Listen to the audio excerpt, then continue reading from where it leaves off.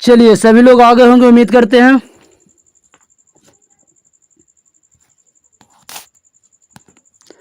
और ग्रुप में जितने भी होंगे आसपास शेयर कर दीजिएगा। चलिए हम लोग स्टार्ट करते हैं।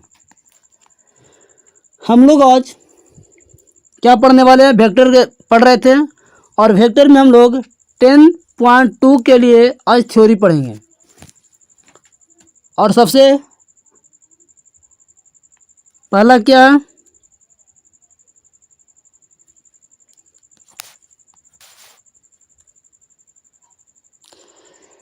देखिए सदिशों का योगफल।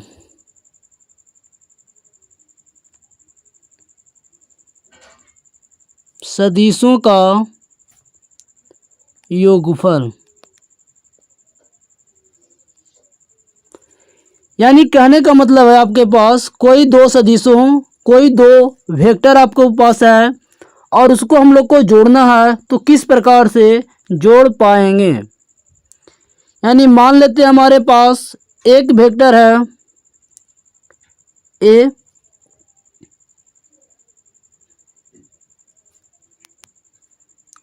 और दूसरा वेक्टर हम लोग का है कोई बी।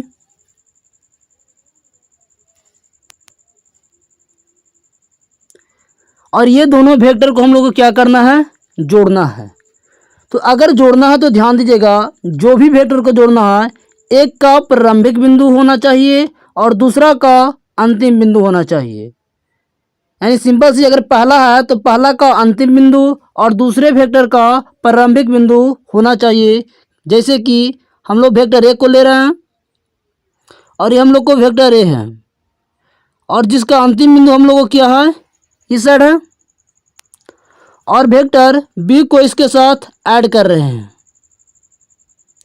यानी वेक्टर बी का प्रारंभिक बिंदु क्या है हम लोग को, ये वाला, और दोनों को ऐड कर दिए और ये वेक्टर हम लोग को क्या मिला, बी। बी है। तो ध्यान दीजिएगा इसका परिणाम क्या होगा, इसका परिमाण क्या होगा। तो हम लोग को ये जो परिमाण होगा, इसको ये हम लोग को क्या होगा, परिमाण। जैसे सिंपल से देखिए, वेक्टर ए था और वेक्टर बी था, दोनों को जोड़ने पर जो भी हम लोग को परिमाण मिलेगा वो मिलेगा vector A plus vector B. चलिए दोनों को हम लोग जोड़ने सीख गए हैं। अगर दो वेक्टर कोई भी होगा तो वो दोनों को आपस में हम लोग जोड़ पाएंगे।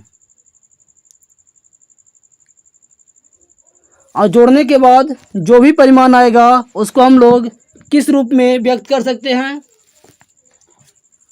तो उसको हम लोग व्यक्त करते हैं vector A plus vector B के रूप में।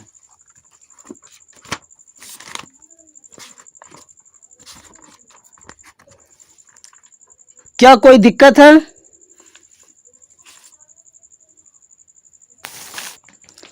चलिएगा, इसी को हम लोग क्या कहते हैं, और a vector A plus vector B को हम लोग कहते हैं सदिश योग का त्रिभुज नियम। इस योग को हम लोग कहते हैं सदिश योग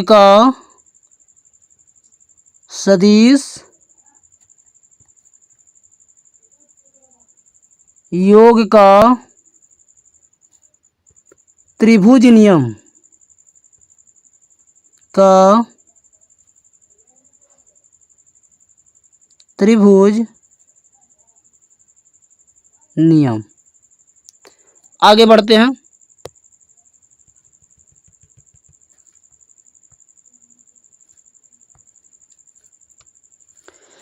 देखिएगा, मान लेते हैं एक त्रिभुज आपके पास है, यह हम लोग को दो वेक्टर है,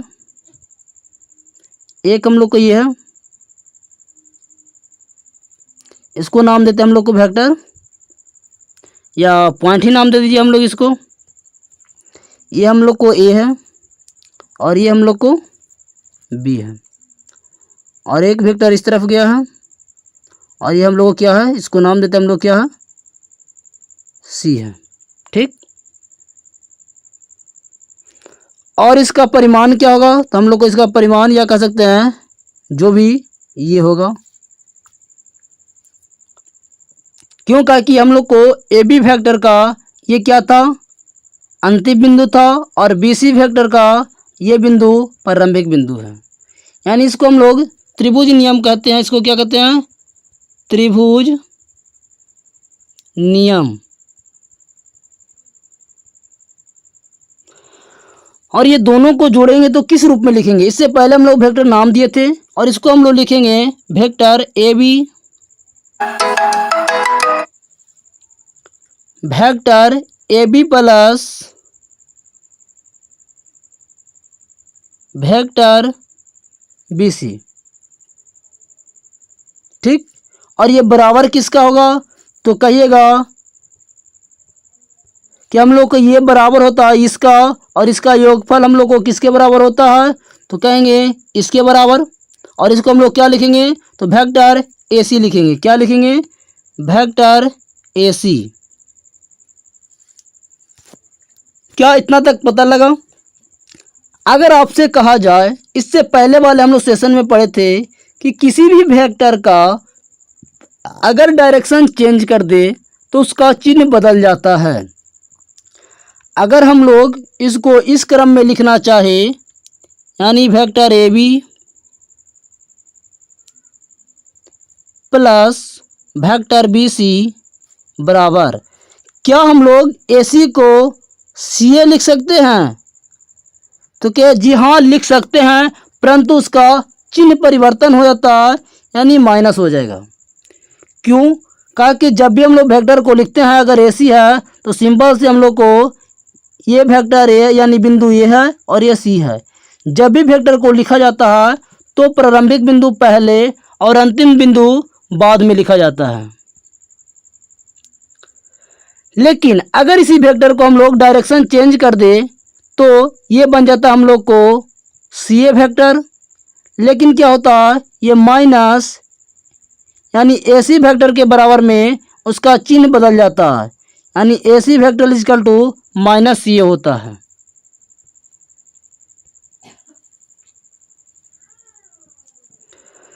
चलेगा, अगर हम लोग इस माइनस को ही पर ले आते हैं बराबर के ये साइड, तो हम लोग क्या होगा, वो प्लस में बदल जाएगा।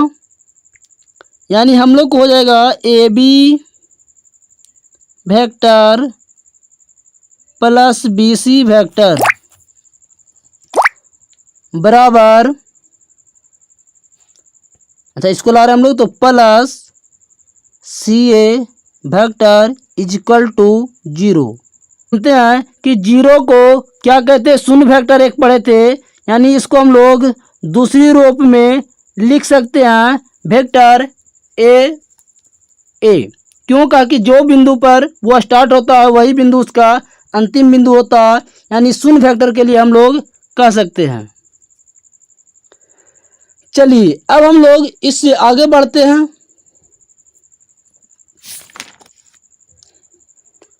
इससे पहले हम लोग पढ़े थे, जस्ट देखिएगा ध्यान से, एक हम लोग को ये था, ये हम लोग को क्या है मान लेते हैं वेक्टर ए है,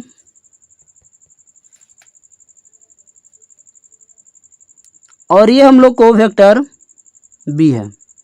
ठीक, और इसका परिणाम हम लोग कहते थे कि ये होगा, यानी इसको लिखेंगे हम लोग वेक्टर ए और प्लस वेक्टर बी।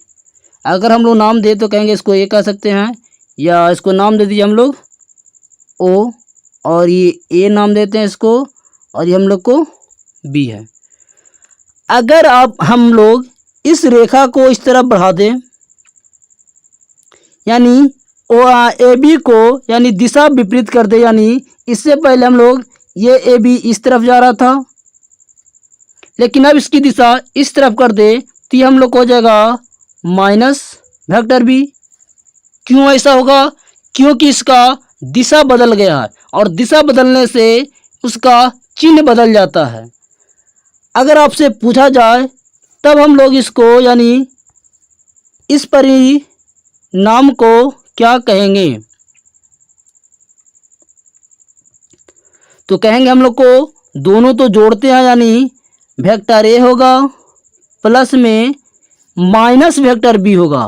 क्या होगा? माइनस वेक्टर बी होगा, माइनस वेक्टर बी।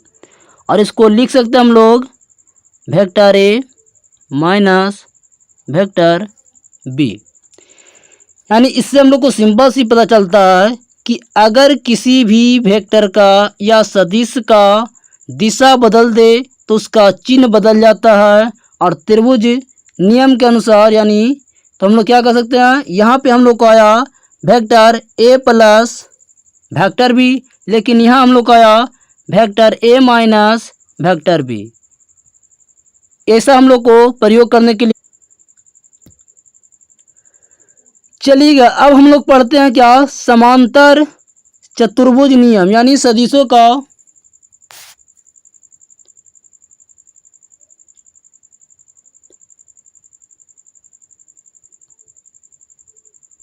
समांतर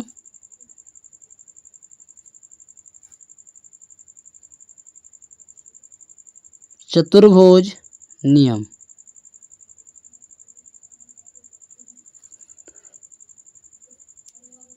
देखिए हमारे पास एक समांतर चतुर्भुज है के रूप में वेक्टर दिया गया है।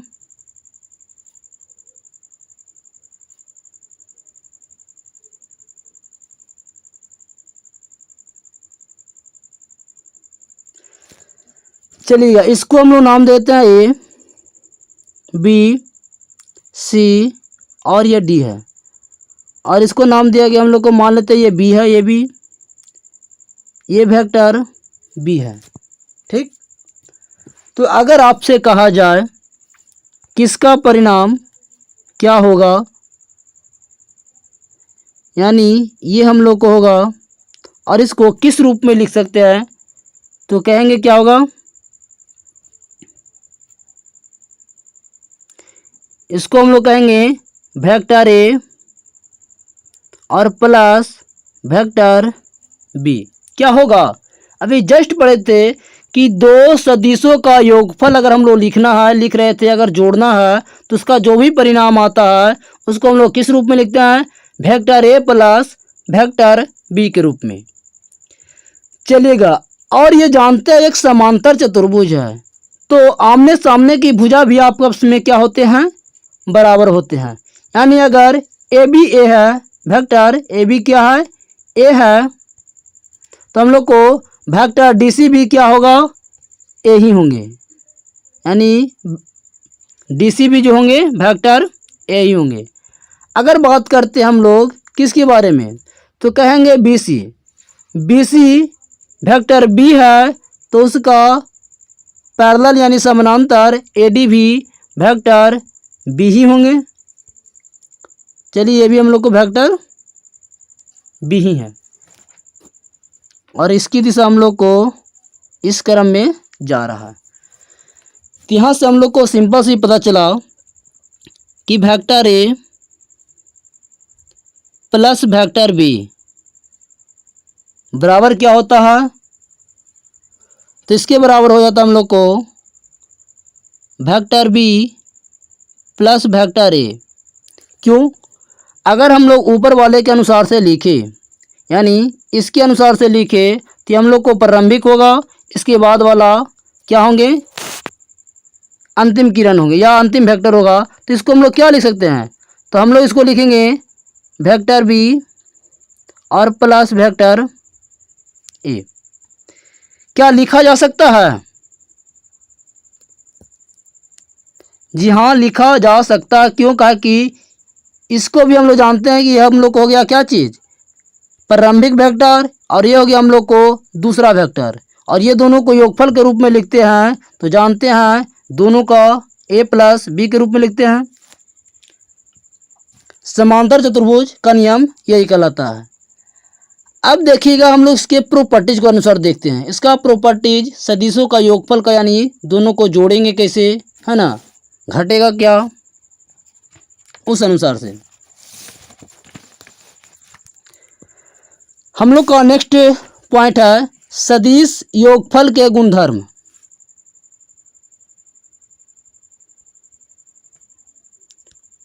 सदिश योगफल के गुणधर्म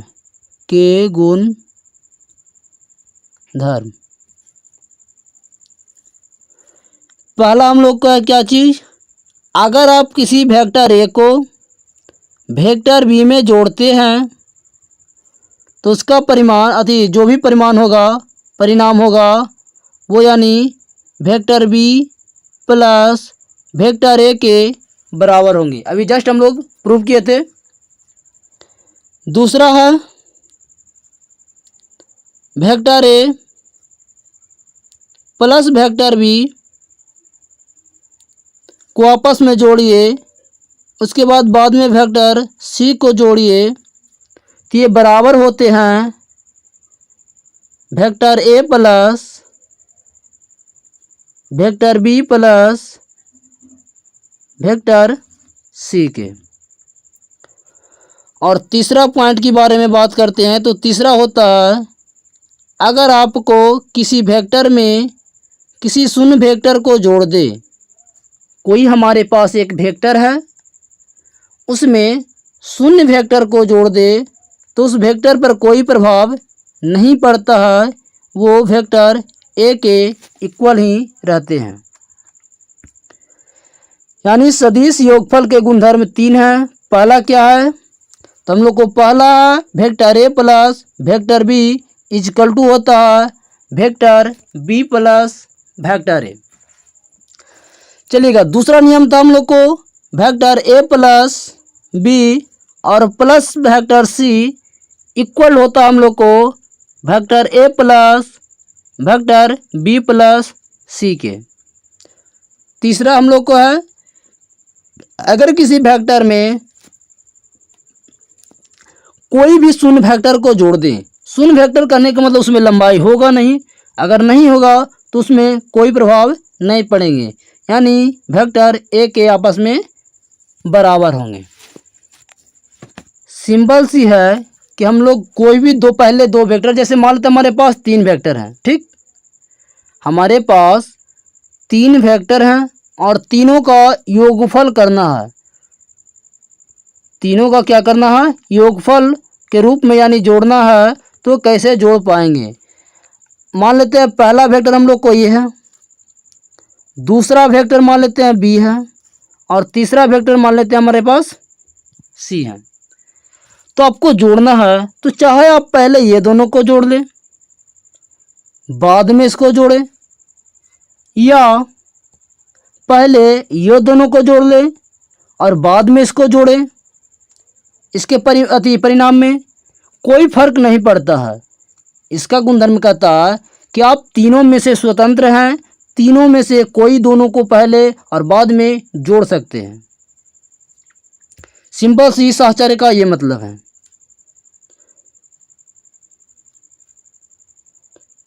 ये ब्रैकेट देने का सिंपल सी मतलब है कि पहले हम लोग ए और बी को जोड़ रहे हैं और बाद में उस जो भी परिणाम आया है उसमें सी को जोड़ रहे हैं। और इसका मतलब हम लोग को ए में किसको जोड़ रहे हैं, बी और सी वेक्टर को जोड़ने के बाद जो भी परिणाम आया है उसको वेक्टर ए में जोड़ रहे हैं। सिर्फ यही उसका मतलब है। चलिएगा, अब हम लोग आगे पहुंचते हैं और नेक्स्ट पॉइंट पे बात करते हैं। क्या अब आप लोग को पता लग गया?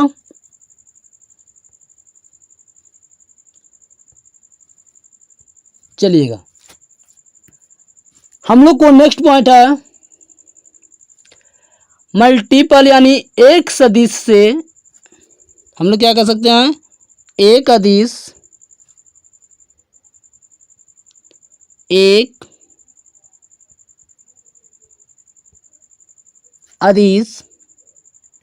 से सदिश का गुणन, एक अदिश से सदिश का गुणन।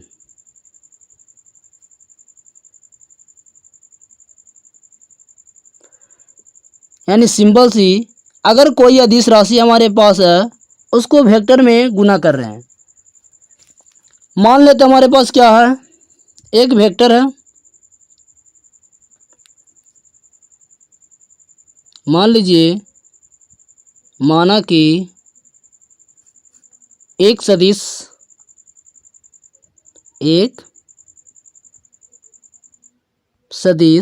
क्या है, वेक्टर ए है, तथा अदिश भी हम लोग को चाहिए, और एक अदिश कुछ भी मान सकते हैं, ए बी सी डी, या मान लेते हैं हम लोग, ये तो है वेक्टर पहले से ही, तो मान लेते हैं हम लोग को एम, तथा एक अदिश एम है ना। और ये दोनों को क्या करना है, आपस में गुना करना है। ध्यान दीजिएगा, हमारे पास अगर कोई भी एक वेक्टर में अदिश से गुना करते हैं तो वो अदिश संख्या पे डिपेंड करता है कि उस वेक्टर का परिणाम या दिशा क्या होगा। जैसे हम लोग एग्जांपल ले, हमारे पास एक वेक्टर ये है, और ये दोनों को जब गुना करेंगे ना तो हम लोग को मिल जाएगा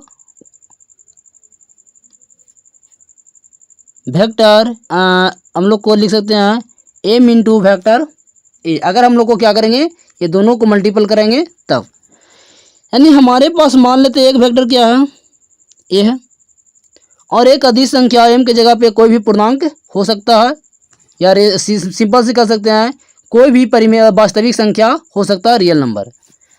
अब हमारे पास मान लेते आपसे निकाला गया, कहा गया कि वेक्टर ए में 2 से गुना कीजिए, वेक्टर ए में क्या कीजिए, 2 से गुना कीजिए, तो क्या होगा, ध्यान दीजिएगा, इसके परिणाम में आपको प्रभाव पड़ेगा। क्या पड़ेगा, इसकी लंबाई आपको 2 गुना हो जाएगा, यानी पहले वाले वेक्टर का 2 गुना लंबाई होगा।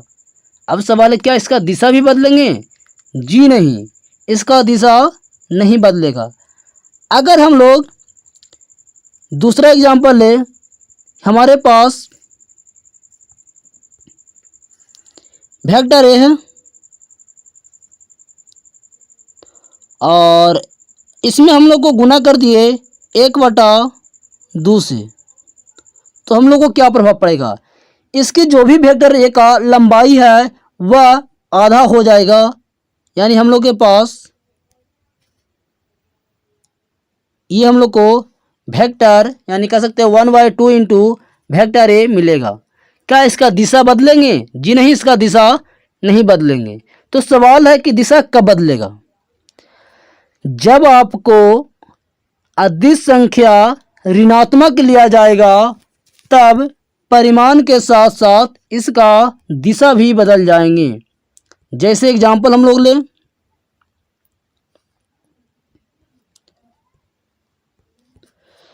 देखिएगा, एक वेक्टर हम लोग ले लिए ए, इसकी लंबाई इतना है ना, और इसका हम लोग क्या किए, -4a यानी इस वेक्टर में -4 से गुना कर दिए, तो क्या होगा, इसकी लंबाई तो 4 गुना बढ़ेगी, इसकी लंबाई वेक्टर ए की लंबाई 4 गुना बढ़ेगा, लेकिन साथ साथ इसका दिशा भी चेंज हो जाएगा। कारण क्या है? तो कारण है नेगेटिव चिन्ह। अगर आप किसी वेक्टर में ऋणात्मक अदिश से गुना करते हैं तो उसका चिन्ह भी बदल जाएगा, परिमाण के साथ साथ उसका चिन्ह भी बदल जाएगा। लेकिन आप धनात्मक यानी वास्तविक संख्या से गुना करते हैं तो सिर्फ उसका परिमाण बढ़ेगा, यानी लंबाई बढ़ेगी, दिशा चेंज नहीं होगा। एक एग्जाम्पल और लेते हैं। अगर हमारे पास एक वेक्टर है ए, हमारे पास एक वेक्टर क्या है, ए है, और इसमें हम लोग गुना कर दिए 0 से, इसमें हम लोग क्या कर दिए, 0 से गुना कर दिए, तो यह वेक्टर भी हम लोग को क्या हो जाएगा, 0 वेक्टर हो जाएगा। क्या हो जाएगा, 0 वेक्टर, यानी इसमें कोई परिमाण होंगे नहीं, दिशा वही रहेंगे लेकिन परिमाण नहीं होगा। हम लोग क्या कहते इसमें पढ़े थे जब हम लोग वेक्टर का टाइप्स पढ़ रहे थे तब, कि अगर कोई वेक्टर जिसकी लंबाई 0 हो उसको हम लोग कहते हैं शून्य वेक्टर, चलिए आगे बढ़ते हैं। तब अब हम लोग कहते हैं, अगर मान लेते हैं आपके पास कोई कहा गया, कोई वेक्टर दे दिया गया आपको, क्या दिया गया, एक वेक्टर कहा गया, एक वेक्टर हम लोग के पास क्या है, ए, एक सदिश वेक्टर ए है, ठीक। और आपको इसका कहा गया कि इसका एकांक सदिश निकाले, या इसको, इस सदिश को एकांक सदिश में बदले। क्या कहा गया आपको, एकांक सदिश में बदले। इस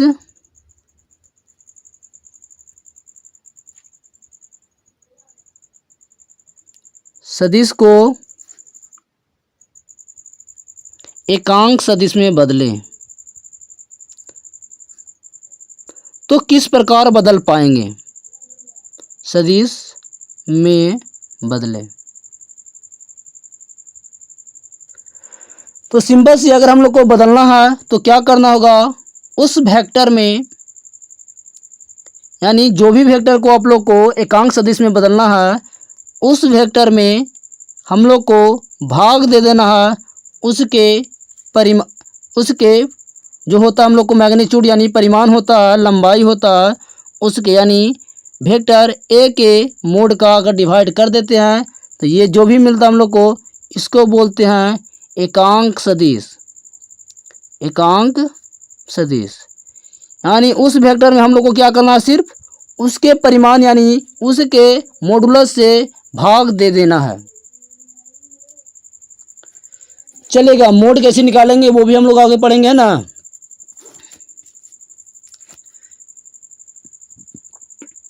चलिएगा, हम लोग को नेक्स्ट टॉपिक पे बात करते हैं।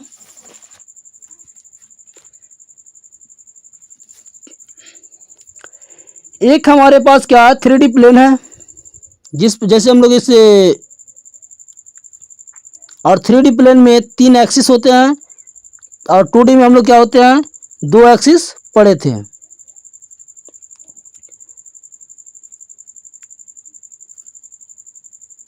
और इसको नाम देते हम लोग क्या है, ये एक्स है, ये वाई है, और ये हम लोग को क्या है, जेड है। हम लोग एक पॉइंट ले रहे हैं एक्स एक्सिस पर, एक्स अक्ष पे, और इसको नाम दिया हम लोग को, क्या दिए, ए। और एक पॉइंट लिया हम लोग को वाई अक्ष पर, और इसको नाम दिया हम लोग बी। और एक पॉइंट लिया हम लोग जेड अक्ष पर, और उसको नाम दिया हम लोग क्या, सी। और ये हम लोग क्या है, ओ है, यानी मूल बिंदु, ऑरिजिन है। और ओ ए की लंबाई जो है, हम लोग कहें एक वेक्टर लिए हैं, है ना, और इसकी लंबाई जो है, इसका परिमाण जो है, यानी वेक्टर ओ ए का परिमाण 1 है, वेक्टर ओ बी का परिमाण भी 1 है, और वेक्टर ओ सी का भी परिमाण जो है 1 है। यानी यहाँ से ऑरिजिन से पॉइंट ए तक कितनी है, यानी हम लोग माने हैं 1 इकाई। और इसका अगर आप लोग को निर्देशांक लिखने के लिए कहा जाए तो एक्स का पहले निर्देशांक लिखा जाता है, उसके बाद वाई, और उसके बाद जेड का। तो यहाँ हम लोग हो जाएगा 1 0 0, और वाई के लिए क्या होंगे, तो यहाँ हो जाएगा हम लोग को 0 1 0। और सी के लिए आपको निर्देशांक पूछा जाए तो क्या कहिएगा, क्या होगा इसका निर्देशांक, तो कहेंगे हम लोग को सी का निर्देशांक हो जाएगा 0,0,1। और इस वेक्टर को हम लोग किससे सूचित करते हैं, तो इसको हम लोग लिखते हैं आई कैप से। किससे, आई कैप। और ओ बी को हम लोग लिखते हैं जे कैप, और ओ सी को लिखते हैं हम लोग के कैप। यानी वेक्टर ओ ए को आई से सूचित किया जाता है, आई कैप से। वेक्टर ओ बी को जे कैप से और वेक्टर ओ सी को के कैप से। और ये सभी का परिणाम कितने होते हैं, इसका परिमाण कितने होते हैं, यानी मैग्नीट्यूड कितना होता है, तो 1 होता है। यानी यहाँ से आपको अगर ये भी कहा जाए कि वेक्टर ए आई कैप का परिमाण क्या होगा, तो कहेंगे परिमाण 1 होगा, परिमाण 1 होंगे। जे कैप का मैग्नीट्यूड 1 होगा और के कैप का भी मैग्नीट्यूड कितना होगा हम लोग को 1 है, और ओ सी बराबर भी 1 है। तब हम लोग इसको सूचित करते हैं वेक्टर ओ ए को आई कैप से, वेक्टर ओ बी को जे कैप से और वेक्टर ओ सी को के कैप। तो हम लोग आगे बढ़ते हैं और इससे बाद हम लोग सीखते हैं कि अगर कोई पॉइंट 3D प्लेन में उसका पोजीशन वेक्टर निकालना है तो कैसे हम लोग लिख पाएंगे। इससे हम लोग पहले लेक्चर में पढ़े थे कि किसी भी पॉइंट को पोजीशन वेक्टर कैसे निकाल पाते हैं या कैसे लिख पाते हैं।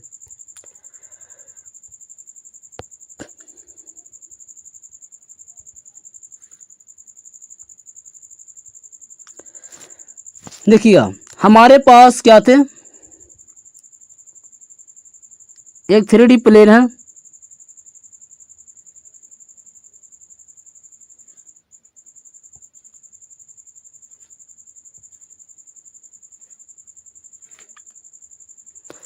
और ये हम लोग को क्या है, ये हम लोग को ए है और ये हम लोग को बी पॉइंट माने थे और ये मान लिए सी। इसका निर्देशांक 0,1,0 होता है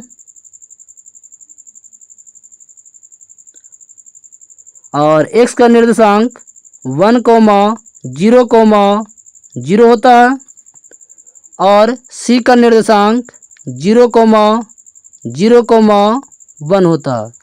ये हम लोग को x अच्छा है, ये y अच्छा है और ये हम लोग को क्या है, z अच्छा है। इतना तक कोई दिक्कत। और हमारे पास एक पॉइंट है, इसको हम लोग क्या लिख सकते हैं, एक पॉइंट है P और जिसका निर्देशांक x, y, z है और ऑरिजिन हम लोग को O है। उसका निर्देशांक क्या होता है, तो कहते हैं 0,0,0। क्यों, का कि हम लोग जानते हैं किसी भी ऑरिजिन का जो होता है निर्देशांक वो 0,0,0 होता है, 2D हो चाहे 3D हो। अब हम लोग को क्या निकालना, पोजीशन वेक्टर किसी भी पॉइंट का 3D प्लेन में क्या निकालना है, पोजीशन वेक्टर। मान लेते हैं यहाँ पे कोई बिंदु है तो, और ये क्या है, इसका नाम P है। इसका निर्देशांक क्या है, x, y, z। चलिएगा, तो हम लोग क्या पोजीशन वेक्टर में लिखे थे, ये हम लोग को दोनों को मिला देंगे तो हम लोग को इसको कहेंगे हम लोग OP वेक्टर। इसको हम लोग क्या किए, O से और P को मिला दिए, इसको हम लोग कहेंगे वेक्टर OP। और इसको एक और नाम क्या बताए थे, वेक्टर R। वेक्टर OP और वेक्टर R। वेक्टर OP को क्या कहेंगे, हम लोग वेक्टर OP को कहेंगे P का, या बिंदु कह सकते हैं, बिंदु P का स्थिति सदिश। स्थिति सदिश।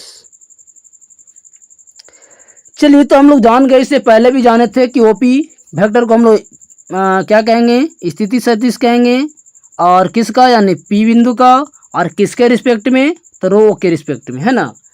लेकिन इसको वेक्टर के रूप में लिख कैसे पाएंगे, तो सिंपल से अगर इसको लिखना है तो वेक्टर ओपी बराबर हम लोग को होगा, इसको इस प्रकार लिख पाते हैं, x इंटू आई cap plus y into J cap plus Z into K cap.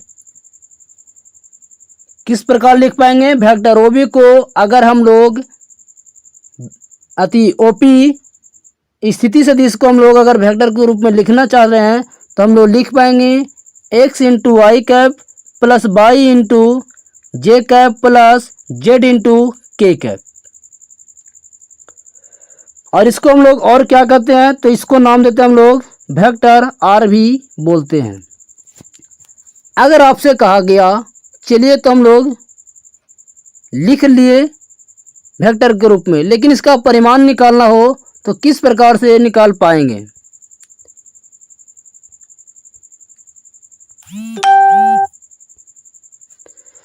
चलिए हम लोग को निकालना है ओपी वेक्टर का मोड, यानी हम लोग को x I cap plus by J cap plus Z के कैप, इसका मॉडुलस। और इसको हम लोग किस रूप में लिख पाएंगे तो इसको हम लोग ओपी वेक्टर को और क्या कहते हैं तो इसको हम लोग नाम देते हैं वेक्टर आर भी कहते हैं। यानी वेक्टर आर का मोड हम लोग को चाहिए तो सिंपल सी होता है आपको X square plus Y square plus Z square. ऐसे भी दूरी पढ़े हैं x2 माइनस x1 है ना, y2 माइनस y1 का whole square, z2 minus z1 का होल स्क्वायर। इस प्रकार से निकालेंगे तो हम लोग को ये दूरी निकल जाएगा। यानी हम लोग को दूरी निकालना है, जो यही तो निकालना है इसका, और दूरी फार्मूला से हम लोग निकाल पाएंगे। और दूरी फार्मूला से ही ये फार्मूला हम लोग को निकल पाया है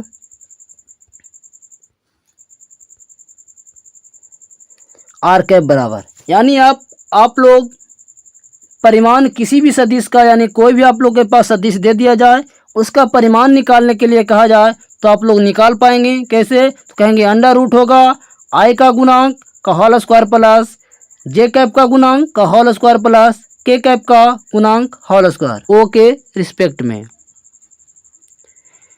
अब सवाल है कि हम लोग तो ये ग्राफ के रूप में लिख पाएं, अब हम लोग न्यूमेरिकल रूप में कैसे लिख पाएंगे? तो कहेंगे सिंपल सी है, क्या करना आप लोग को, हम लोग को लिखे एक्स वेक्टर ओपी को हम लोग लिख रहे हैं क्या चीज एक्स इंटू आई cap plus Y into J cap plus Z into K cap, और इसी को हम लोग वेक्टर आर से भी सूचित करते हैं। अब आप लोग लिखना सीख गए हैं, कुछ नहीं, एक्स का गुणांक आई के साथ में, यानी जो भी होगा एक्स की लंबाई वो आई के साथ गुना करेंगे, और वाई निर्देशांक पर जितना भी लंबाई होगा उसको हम लोग जे के साथ मल्टीप्लाई करेंगे, और के पर जितना लंबाई पॉइंट होगा उसको हम लोग जेड पर उसको हम लोग के कैप के साथ मल्टीप्लाई करेंगे।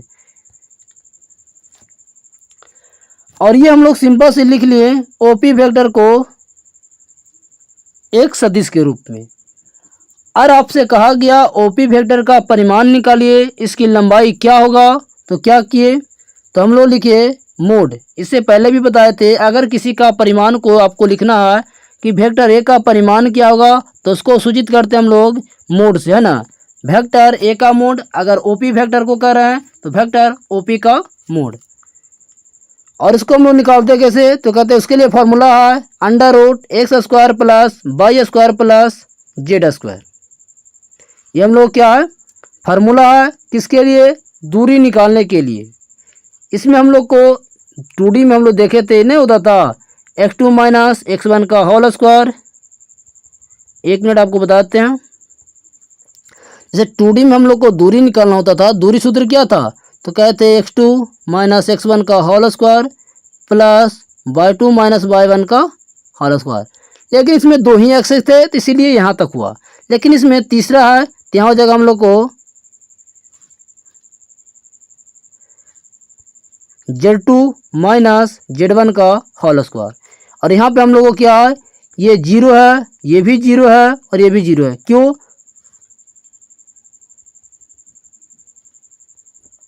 अगर हम लोग x और x1/1 मान लेते हैं, इसको हम लोग माने, इस बिंदु को मान लिए x2/2 और z2, या इसको मान लें हम लोग x1/1 और z1, तो हम लोग को ये पॉइंट होगा।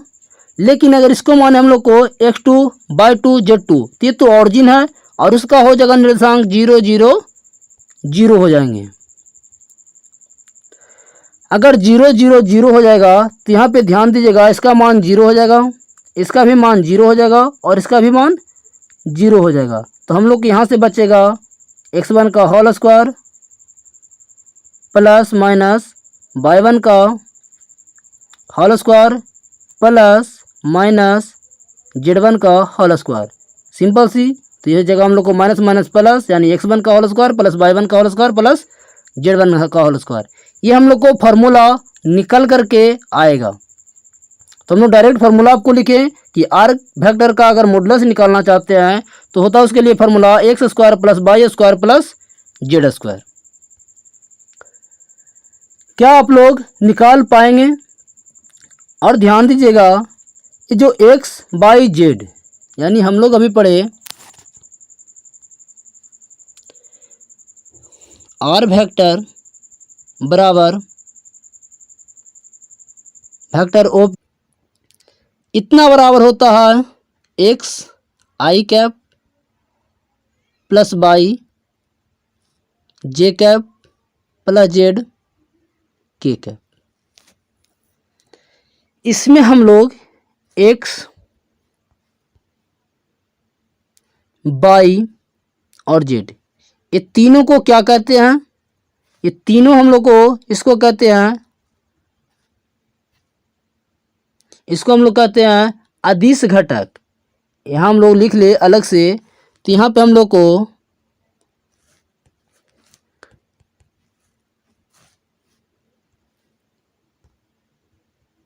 के कैप, जहाँ एक्स क्या है ना, एक्स को क्या कहते हैं, यहाँ हम लोग को x comma by comma Z को जेड क्या है,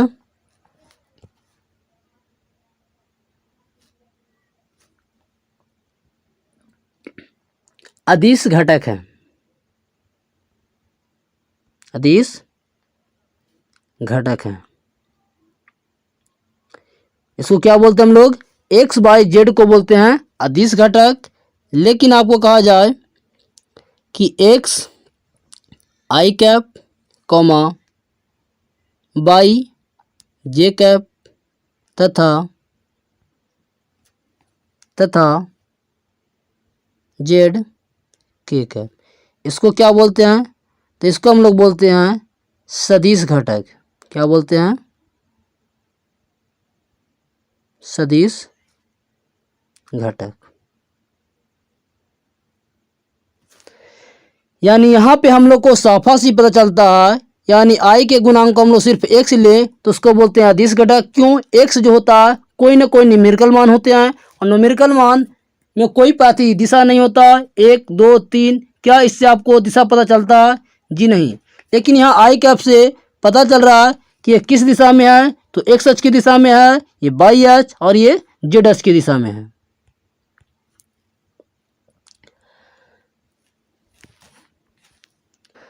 चलेगा। अगर आप लोग को यह वीडियो अच्छा लगा हुआ होगा तो लाइक भी कीजिएगा और सब्सक्राइब भी चैनल को कर लीजिएगा, ताकि हम लोग को बिहान फिर से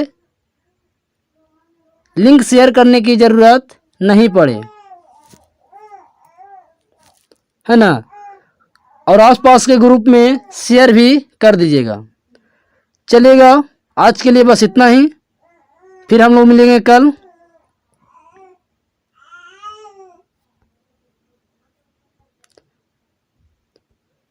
चलिए, सभी को गुड नाइट।